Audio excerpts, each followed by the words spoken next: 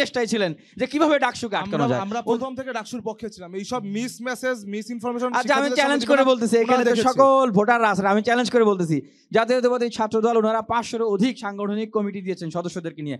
একদিন একজন কর্মী রাজপথে নেমে বলেছে যে ডাকসু চাই? অবশ্যই সকলে বলেছে, নাহলে নির্বাচনে অংশগ্রহণ করলো। এটা তফসিল দেওয়ার পরে বলেছে, তখন তো আমও যায় ছাড়াও যায়, তখন বলতে বাধ্য হয়েছে যে নাহলে তো আমও যায় ছাড়াও যায়। বিষয়টা অলরেডি সেটেলড ইস্যু না, যেহেতু প্রশ্ন করেছে সেই জায়গা থেকে বলতেছে। আমরা নির্বাচনে যেতে চাই না কি চাই না সেটা তো কেবলই বলতে হবে।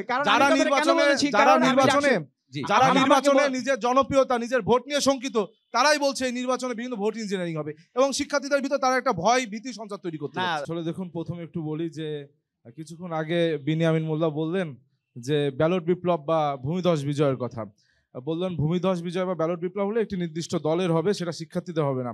আমরা সাধারণত যখন অ্যাসাইনমেন্ট করি অনেক সময় যে কোয়াইল বট ইউজ করি অথবা প্যারাফেসিং টুল ইউজ করি, তা কথা তো সেইটাই, শিক্ষার্থীরা যাদের ভোট দিবে, যাদের ম্যান্ডেট দিবে, তারা তো বিজয় হবে, সেখানে তো শিক্ষার্থীদেরই বিজয় হবে।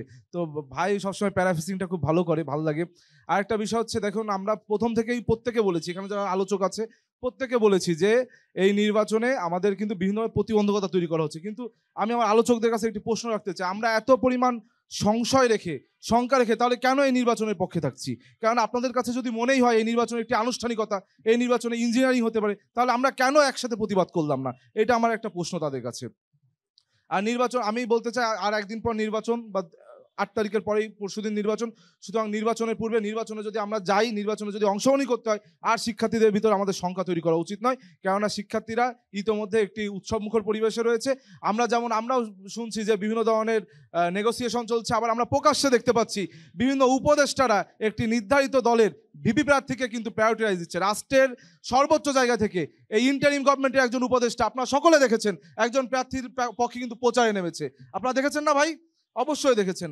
আবার যখন শিক্ষার্থীরা প্রতিবাদ করেছে তার 1 ঘন্টার মধ্যে সেই উপদেষ্টা সেই পোস্টটি ডিলিট করেছে। বর্তমান উপদেষ্টাদের একটা ভালো গুণ আছে, যখন যা মন চায় লেখে, আবার কিছুক্ষণ পর ডিলিট করে দেয়। আর একটা বিষয় হচ্ছে, আমরা দেখলাম সাবেক একজন উপদেষ্টা, বর্তমান এনসিপি নেতা, তিনিও প্রকাশ্যে নেমে গিয়েছেন। রাষ্ট্রের সর্বোচ্চ জায়গায় যারা আছে তারা যখন প্রকাশ্যে নেমে যায়, সুতরাং তখন তো নেগোসিয়েশনের কথা গুঞ্জন শুনছি, কিন্তু আমরা তো প্রকাশ্যে দেখতে পাচ্ছি যে রাষ্ট্রের যে মেশিনারিজ তারাও একটি দলের পক্ষে নেমেছে। সুতরাং এখানে শঙ্কা রয়েছে, কিন্তু আমি শিক্ষার্থীদের শঙ্কিত করতে চাই না। আমি চাই যে শিক্ষার্থীরা আস্থা রাখুন, নিশ্চয়ই আপনাদের উপস্থিতি বদলে দেবে পরিস্থিতি। আপনারা 9 সেপ্টেম্বর সকলে ভোট দিতে আসবেন। আপনাদের প্রাণবন্ত উপস্থিতির মাধ্যমে এই ডাকসু একটি প্রাণবন্ত ডাকসু হবে এবং আগামী 1 বছরের যে নেতৃত্ব, আপনাদের যে প্রতিনিধিত্বকারী নেতৃত্ব, তারাই নির্বাচিত হবে। বিনিয়ামিন মোল্লা। ধন্যবাদ।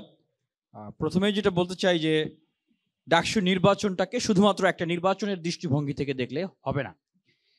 এটা যদি শুধুমাত্র নিছক একটা নির্বাচন হতো, তাহলে আবারও বলছি যে 11 মাসে একটা ডাকসু শেষ হয়ে আর একটা ডাকসু শুরু হয়ে যেত। এটা ঢাকা বিশ্ববিদ্যালয়ের শিক্ষার্থীদের একটা অধিকার আদায়ের আন্দোলন হিসেবে এটাকে ধরতে হবে এবং এই নির্বাচনের ভিতর দিয়ে শিক্ষার্থীদের প্রতি আমি আহ্বান জানাবো যে ঢাকা বিশ্ববিদ্যালয়ের অধিকার সচেতন এবং রাজনৈতিক সচেতন প্রিয় ছাত্র ভাই এবং ছাত্রী বোনেরা, আপনারা আপনাদের প্রকৃত বন্ধুদেরকে আপনারা বের করে নিয়ে আসবেন। নানান প্রতিবন্ধকতা, নানান নাটকীয়তা কিন্তু আমরা দেখেছি, সেই প্রতিবন্ধকতাগুলো কিন্তু আমরা অতিক্রম করেছি। সামনে আরও যে কোনো প্রতিবন্ধকতা আসবে না সেটা কিন্তু বলা যায় না। আমি শিক্ষার্থী ভাই বন্ধুদের উদ্দেশ্যে বলবো, যদি আপনারা আর নতুন করে গেস্ট রুম গণরুমে ফিরতে না চান, আপনারা নতুন করে আবার যদি সেই গোলামের জিঞ্জিরে আবদ্ধ হতে না চান, এই ডাকসুর ভিতর দিয়ে আপনারা আপনাদের প্রকৃত বন্ধুদেরকে বের করে নিয়ে আসুন, যাদের প্রতি আপনারা ভরসা রাখতে পারেন। বিগত সময়েও আপনাদের পাশে ছিল, ভবিষ্যতেও আপনাদের পাশে থাকবেন। দ্বিতীয়ত যেটা বলতে চাচ্ছি, তানভীর ভাই হামিম উনি বলেছেন যে তাহলে সবাই মিলে আমরা প্রতিবাদ করি, তাহলে আমরা কেন নির্বাচনের দিকে যাচ্ছি? ওনারা তো এটাই চান যে আমরা নির্বাচন না করি, কারণ বিগত 11 মাস ওনারা সেই চেষ্টায় ছিলেন যে কিভাবে ডাকসুকে আটকানো যায়। আমরা প্রথম থেকে ডাকসুর পক্ষে ছিলাম। এই সব মিস মেসেজ, মিস ইনফরমেশন, আচ্ছা, আমি চ্যালেঞ্জ করে বলতেছি, এখানে তো সকল ভোটাররা আছেন, আমি চ্যালেঞ্জ করে বলতেছি জাতীয়তাবাদী ছাত্র দল ওনারা 500-এরও অধিক সাংগঠনিক কমিটি দিয়েছেন সদস্যদেরকে নিয়ে। একদিন একজন কর্মী রাজপথে নেমে বলেছে যে ডাকসু চাই? অবশ্যই সকলে বলেছে, নাহলে নির্বাচনে অংশগ্রহণ করলো। এটা তফসিল দেওয়ার পরে বলেছে, তখন তো আমও যায় ছাড়াও যায়, তখন বলতে বাধ্য হয়েছে যে নাহলে তো আমও যায় ছাড়াও যায়। বিষয়টা অলরেডি সেটেলড ইস্যু না, যেহেতু প্রশ্ন করেছে সেই জায়গা থেকে বলতেছে।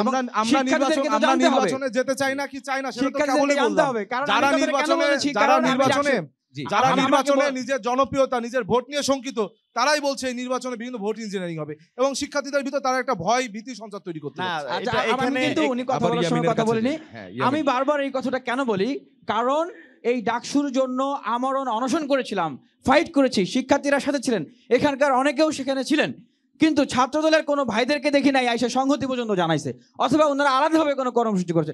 বরং ওনারা যেটা করেছেন, আমাদের যে অনশন এবং রেজিস্টার বিল্ডিং এর সামনে যে অবস্থান, সেটাকে ছাত্রদলের কেন্দ্রীয় সভাপতি বলেছেন যে হাস্যরস আমরা নাকি মব করেছেন। করেছি, সেই মবের বিচার করতে হবে। তো এটা ওনারা কোথাও বলস এটার বিচার চান। তো এই জন্যই পাবলিকলি বলতেছি যে আসলে কার আসল রূপটা কি হ্যাঁ। সেটা আসলে সবার জানা উচিত। যেখানে আমরা অনেকেই বলছি যে আমরা নতুন করে হলগুলোতে এবং একাডেমিক এরিয়ায় কমিটি দিয়ে আমরা আধিপত্য বিস্তারের রাজনীতি এটাকে আমরা প্রমোট করব না, সেখানে ওনারা তফসিল দেওয়ার পরপরই হল কেন্দ্রিক কমিটি দিয়ে দিলেন, মানে একটা অস্থির পরিস্থিতি তৈরি করার জন্য। আর এটা যেটা বলতে চাচ্ছি যে নিয়ম ভাঙা, ভাই এখনো ডাকসু নির্বাচন হয় নাই, ওনারা এখনো ক্ষমতায় আসে নাই, তার আগেই বারবার করে নিয়ম ভেঙে যাচ্ছেন। আমরা দেখলাম লাইব্রেরিতে মানে পরপর ওনারা প্রচারণা চালিয়ে যাচ্ছে। এখনই যদি ওনারা নিয়ম না ভাঙে, ওনারা যদি ডাকসুর ভিপি হন, তাহলে ওনারা কি করবেন? এটা তো শিক্ষার্থীদেরকে এই জিনিসগুলো তো বুঝতে হবে। এই যে একটা দাম্ভিকতা যে আমাকে রুখে কে, আমাকে কে কি বলে, এই যে একটা অবস্থা। এবং আরেকটা যে জিনিস বলতে চাই যে হ্যাঁ, এই যে ভোটের যে বিষয়টা আসতেছে, অনেকেই এখন শঙ্কিত যে এটা একদম মানে আমি একদম মানে ভিতরের কথাটা বলবো, অনেকের মনের ভিতরের কথাটা, যে আসলে নির্বাচনের পরে যদি অমুক বিজয়ী হয় তাহলে ক্যাম্পাসে কি আমরা থাকতে পারবো? আমরা কি আমাদের রাজনৈতিক অধিকার বা ক্যাম্পাসের ছাত্র হিসেবে আমাদের সেই অধিকারটা কি থাকবে?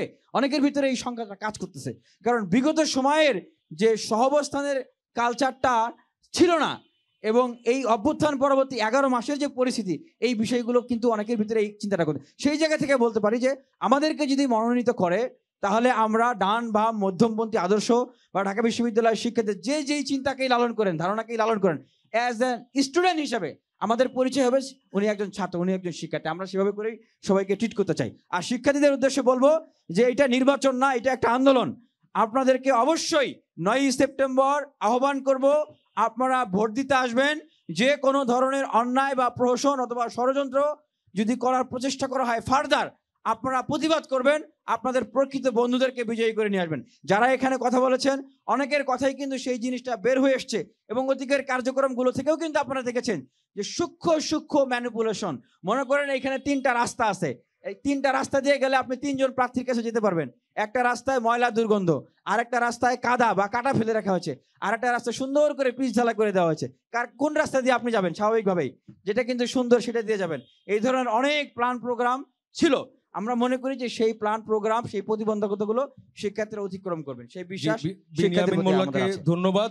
ছাত্রদল উত্তর দিবেন। আমি একটু বলি, সেটা হচ্ছে এই স্বতন্ত্র প্রার্থীর বেড়াজালে বা যারা এই স্বতন্ত্র প্রার্থী নামক একটা কি বলবো বাবলে পা দিবেন, তারা পূর্বে দেখেছেন ওই ভিপি নূর, সে কিন্তু পরের দিন শেখ হাসিনাকে যে মা ডেকেছিল। সুতরাং এই স্বতন্ত্র যারা আছে তাদেরকে তারা এই যে বিরাজনীতিকরণ করার চেষ্টা করছে আর বলছে আমি একাই প্রতিনিধি আপনাদের, তাদেরকে ভোট দিলে কিন্তু সেই আবারও প্রতারিত হবেন। এই জন্য আপনাদেরকে সাবধান করে দিতে চাই, আপনাদেরকে পুরনো যে ইতিহাস সেটা মনে করিয়ে দিতে চাই। আচ্ছা, আর এখানে একটা আপনি প্রশ্ন রাখতেছি, যদি বিপিনুর শেখ হাসিনাকে মা ডেকে থাকেন, তাহলে সেই বিপিনুরের যে নেতৃত্ব, সেই নেতৃত্বের সাথে জনাব তারেক রহমান কেন একসাথে ফ্যাসিবাদ বিরোধী ঐক্যের আন্দোলন ফ্যাসিবাদ করলেন? বিরোধী শক্তি এবং- ছিল, ফ্যাসিবাদ বিরোধী আমি এবং বলি ফ্যাসিবাদ বিরোধী শক্তি ছিল এই জন্য। উনি যে রিমান্ডে মার খেয়ে মৃত্যুর পথযাত্রী হয়েও সেখানেও বলেছেন আচ্ছা, যে উনার নাকি মাদার পার্টি নেই, উনার নাকি 90% লেজুর ধাক্কা দিতে ভিত্তিতে হবে। নেই, উনি বিপিনুরকে 90% কিভাবে ধাক্কা ডিফেন্ড দিতে হবে। করছে? ইয়ামিনের সেটাই প্রশ্ন উনার করতে চাই। উনার মাদার পার্টি নেই, উনি এটাই- স্বতন্ত্র, কিন্তু বিপিনুরকে কিভাবে এটাই আপনারা বলছি জাস্টিফাই যে করছে দেখুন। এই বিশ্ববিদ্যালয়ে অনেকেই যদি নির্বাচিত হন, শিক্ষার্থীরা আশঙ্কা করছেন যে তাদের সহাবস্থানের রাজনীতি আসলে থাকবে কিনা। এটা আশঙ্কার জায়গা। তারাই আশঙ্কিত করছে যারা বিভিন্ন জি। সময় এই ধরনের অপকর্ম করে। আমরা তারা। বলতে চাই, আমরা যদি নির্বাচিত হই, অতীতেও আমরা যেরকম যে 19 সালের যে নির্বাচন ছিল, সেখানে সেই প্যানেলে আমিও ছিলাম, আমরাও তখন সর্বোচ্চ চেষ্টা করেছি সবার রাজনৈতিক অধিকারকে ধরে রাখার জন্য। জি। তখন ধর্মভিত্তিক রাজনীতি নিষিদ্ধ করার জন্য একটা এজেন্ডা নিয়ে এসেছিলেন ছাত্রলীগ, আমরা নিষিদ্ধ করতে দিই নাই। ফার্দার সামনেও আমরা প্রত্যেকেরই রাজনৈতিক অধিকার এবং নাগরিক অধিকার এবং ছাত্র হিসেবে যে অধিকার আছে আমরা সেই অধিকারগুলো রক্ষা করব। ইয়ামিন আর হ্যাঁ। উনি আমাদেরকে দেখুন, আমি ছাত্রদল করি, আমিও তো নিয়মিত ছাত্র, আমি ছাত্রদের প্রতিনিধিত্ব করছি এখানে। উনি বলছে ডান বাম সবাইকে একসাথে নিয়ে কাজ করবে, কিন্তু উনি এখনই শিক্ষার্থীদের সামনে বিভিন্ন মিস ইনফরমেশন ইনফরমেশন দিয়ে আমাদেরকে কিন্তু একটু আউট করার চেষ্টা করছে। সুতরাং এখন ভোটের আগে যে সবাইকে নিতে পারছে না, সে পরবর্তীতে কিভাবে সবাইকে নিয়ে কাজ করবে, এই ধরনের প্রতারণামূলক কথা শিক্ষার্থীদের আমরা এই বলবেন না, বিষয়টা শেষ করি। শিক্ষার্থীরা সব বোঝে। ছাত্রদল নির্বাচন করলে আমরা নির্বাচন করব না। আমরা ইয়ামিন খুশি। হামিম, ইয়ামিন এটা হামিম, একটা বিউটি অফ ডেমোক্রেসি, যে জন্য আমাদের ফাইটটা ছিল। ইয়ামিন হামিম, আমরা এই বিষয়টা শেষ করি। 19 সালে ছাত্র শিবির হ্যাঁ। নির্বাচন করতে পারে নাই, এই 25 সালে ছাত্র শিবির নির্বাচন করছে। ছাত্র দল বা আমরা অনেকেই জি। 19 সালে মানে একদম স্বাধীনভাবে নির্বাচন করতে পারি নাই, অনেকে ভয়ে জি। বসে গিয়েছে। তো এটাই তো আমাদের অর্জন। আমাদের আন্দোলন তো শুধু আমাদের জন্য না, সবার জন্য।